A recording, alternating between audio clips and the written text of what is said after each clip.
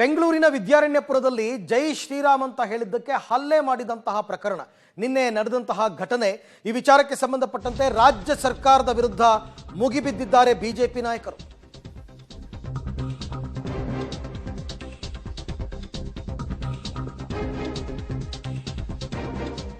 ರಾಜ್ಯ ಸರ್ಕಾರದ ವಿರುದ್ಧ ಮುಗಿಬಿದ್ದಿದ್ದಾರೆ ಬಿಜೆಪಿಯ ನಾಯಕರು.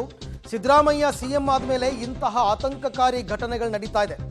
ಮೂಲಭೂತವಾದಿಗಳಿಗೆ ರಾಜ್ಯವನ್ನ ಧಾರೆ ಎರೆದು ಕೊಟ್ಟಿದೆಯಾ ಅಂತ ಅಶೋಕ್ ಅವರು ಆಕ್ರೋಶ ವ್ಯಕ್ತಪಡಿಸಿದರೆ, ಮತಕ್ಕಾಗಿ ಕಾಂಗ್ರೆಸ್ ಯಾವ ಮಟ್ಟಕ್ಕೆ ಬೇಕಾದರೂ ಇಳಿಯುತ್ತೆ ಅಂತ ಪ್ರಹ್ಲಾದ್ ಜೋಶಿ ಅವರು ವಾಗ್ದಾಳಿ ಮಾಡಿದ್ದಾರೆ.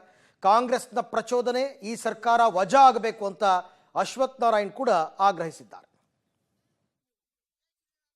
ರಾಜ್ಯದಲ್ಲಿ ದಿನೇ ದಿನೇ ಮೂಲಭೂತವಾದಿ ಇಸ್ಲಾಮಿಕ್ ಸಂಘಟನೆಗಳು, ಇಸ್ಲಾಮಿಕ್ ಕಾರ್ಯಕರ್ತರು, ಪಾಕಿಸ್ತಾನದ ಬೆಂಬಲಿತ ಕಾರ್ಯಕರ್ತರುಗಳು ಕರ್ನಾಟಕದಲ್ಲಿ ಕಾಂಗ್ರೆಸ್ ಸರ್ಕಾರ ಬಂದ ಮೇಲೆ, ಅದರಲ್ಲೂ ಟಿಪ್ಪು ಸಿದ್ಧಾಂತವನ್ನ ಇಟ್ಕೊಂಡು ಹೊರಟಿರ್ತಕ್ಕಂಥ ಸಿದ್ದರಾಮಯ್ಯನವರು ಮುಖ್ಯಮಂತ್ರಿ ಆದಮೇಲೆ ನಿರಂತರವಾಗಿ ಹಿಂದೂಗಳ ಮೇಲೆ ಒಂದಲ್ಲ ಒಂದು ರೀತಿಯಲ್ಲಿ ನಿರಂತರವಾಗಿ ಹಲ್ಲೆ, ಅವಹೇಳನ, ಧಮ್ಕಿ, ಟೆರರಿಸ್ಟ್ ಆಕ್ಟಿವಿಟಿ, ಬಾಂಬ್ ಹಾಕುವಂಥದ್ದು, ಈ ತರದ ಮಿತಿಮೀರಿದ ಘಟನೆಗಳು ಕರ್ನಾಟಕದಲ್ಲಿ ನಡೀತಾ ಇರುವಂತದ್ದು ಬಹಳ ಗಂಭೀರವಾದಂತ ವಿಚಾರ ಮತ್ತು ಆತಂಕಕ್ಕೆ ಈಡು ಮಾಡುವಂತ ವಿಚಾರ.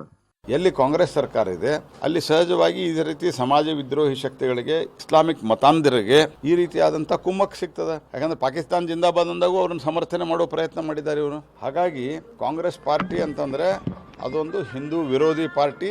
ಅವರು ಓಟಿಗಾಗಿ ಯಾವ ಮಟ್ಟದ ಅಪೀಸ್ಮೆಂಟ್ಗೂ ಸಿದ್ಧರಿದ್ದಾರೆ ಅಂತ ಅನ್ನೋದು ಮೂರೂ ಘಟನೆಗಳು, ಪಾಕಿಸ್ತಾನ ಜಿಂದಾಬಾದ್ ಅಂದಾಗ ಅವ್ರು ನಡ್ಕೊಂಡ ರೀತಿ, ಹನುಮಾನ್ ಚಾಲೀಸಾ ಮತ್ತು ನಿನ್ನೆ ಜೈ ಶ್ರೀರಾಮ್ ಅಂದವರ ಮೇಲೆ ಹಲ್ಲೆ. ಏನು ಕೂಗಬೇಕು, ಏನು ಘೋಷಣೆ ಆಗಬೇಕು, ಏನನ್ನು ಪೂಜಿಸಬೇಕು ಅನ್ನುವಂಥ ರೀತಿಯಲ್ಲಿ ಪ್ರಶ್ನೆ ಮಾಡುವಂಥ ಪರಿಸ್ಥಿತಿ ನಮ್ಮ ಸನಾತನ ನಾಡಿನಲ್ಲಿ ಬಂದಿರುವಂಥದ್ದು, ಭಾರತದಲ್ಲಿ ಬಂದಿರೋದು ನಿಜಕ್ಕೂ ದುಃಖಕರ.